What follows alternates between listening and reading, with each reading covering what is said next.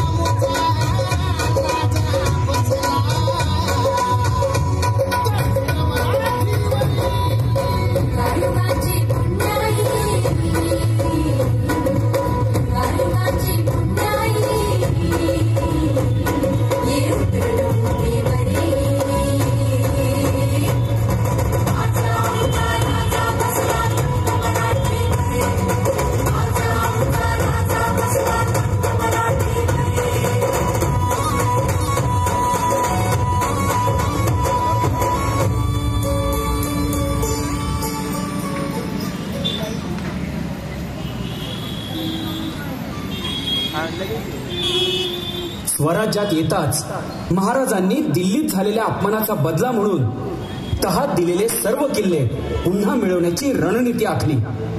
ही बातमी औरंगजेबाच्या कानावर पडली आणि त्यामुळे तो आणखीनच चवताळला आणि त्याने दरबार बोलावला.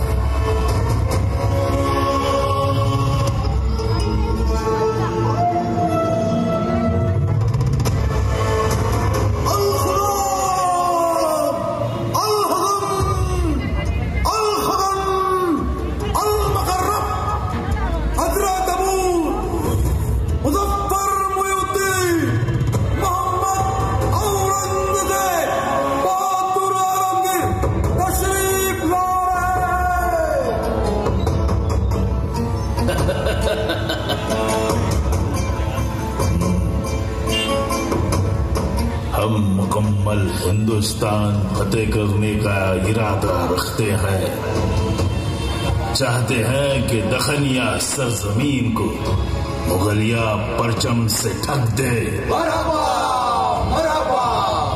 और ये शान फतेह का सहरा उदयभान हम तुम्हारे सर पर बंधा देखना चाहते हैं। मेहरबानी मेहरबानी आलमगीर साहब। जिस तरह उत्तर हिंद का पाया है तख्त दिल्ली, उसी तरह दखन हिंद का पाया रहेगा किले कोंढाना।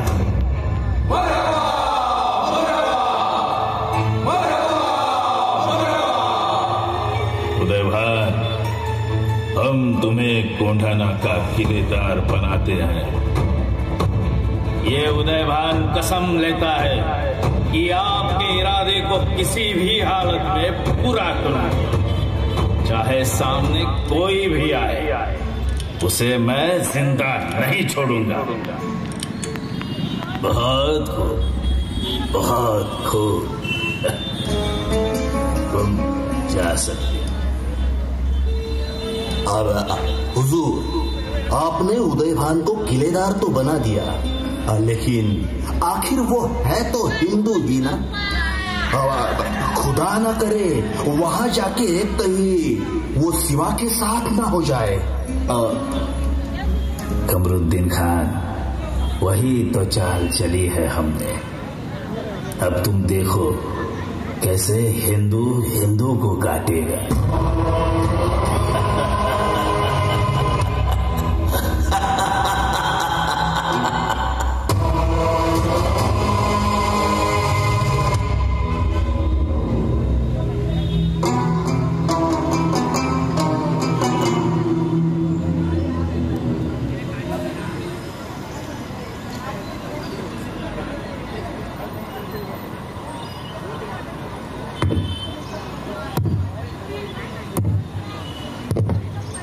शिवबा, पुढे काय करायचं ठरवलंय? आऊसाहेब, आम्ही विचार करतो आहोत की स्वराज्याच्या कारभाराची विस्कटलेली घडी पुन्हा बसवावी. होय, बसवावीच लागणार. पण इतक्यात कोंढाणा पाहिलात का शिवबा? त्या वरचं ते मुघलांचं निशाण आम्हाला स्वस्थ बसू देत नाहीये. स्वराज्य सुरक्षित ठेवायचं असेल तर कोंढाण्यासारखा बळकट किल्ला आपल्याला घ्यायलाच हवाय शिवबा. होय आऊसाहेब, पुढच्या एका मासात आम्ही स्वतः झुंज देऊ आणि कोंढाणा तुमच्या चरणाशी वागू. अरे वा भले. सुभेदार? सुभेदार नाही राज, तुमचा तान्या. या सुभेदार. मुजरा आऊसाहेब, मुजरा राज. आम्ही नसताना कंच्या मोहिमेची तयारी चालली म्हणायची. कसं काय येणं केलं सुभेदार? राजा ते रायबाच्या लग्नाचा अवतान द्यायला आहे. होय की नाही तानाजीराव? तान्हा, रायबाचं लग्न आणि सोयरी कुठली धरली म्हणायची? आऊसाहेब, कशापायी विषय बदलताय? हा नाही म्हणजे आम्ही असताना चौथा राजांनी कशापायी झुंज द्यायची म्हणतो म्या. हा ताना, मोहिमा होतच राहतील. तुम्ही लग्नाची तयारी करा. काहीही कमी पडता कामा नये. आमच्या नातवाचं लग्न हे ध्यानात ठेवा.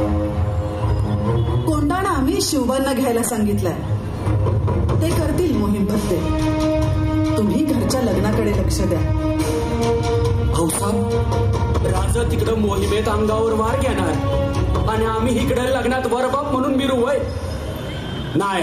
तानाजीराव, अहो या आधी बाजी काका पासलकर, मुरारबाजी, बाजी प्रभू, शिवा काशीद यांच्यासारखे पराक्रमी वीर आम्ही गमावले. नाही, आता आम्हाला आमच्या सुरक्षेसाठी तुमच्यासारख्या वीरांचे प्राण पणाला लावायचे नाहीये. तानाजीराव, आई भवानी न करो, पण उद्या या मोहिमेत काही बरं वाईट झालं तर कुठे शोधायला जाऊ आम्ही दुसरे तानाजीराव? नका फिकर करू राज.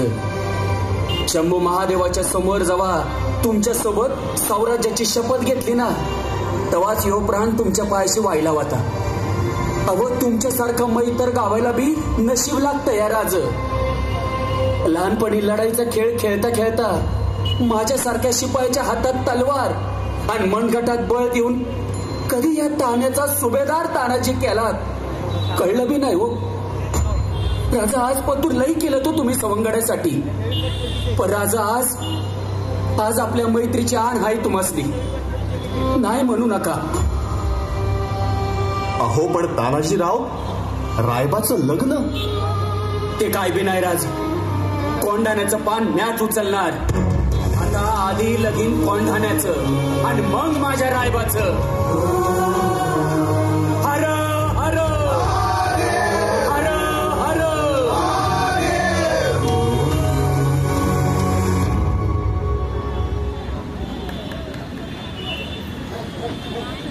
ऐका कोंढाण्याचे किल्लेदार उदयभान हुकुमसा ते आपले आणि ते समध्यासनी बोलणार आहे ती, तरी समध्यांनी बाहेर या, हो बाहेर या.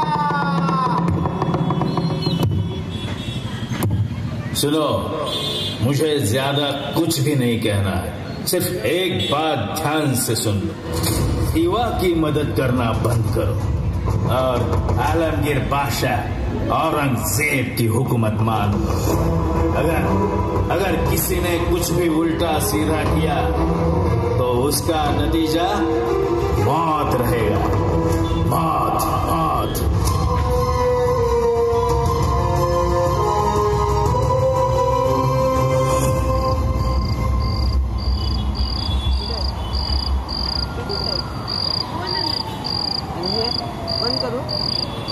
मुद्रा राज नाही किया, आम्ही तुमचीच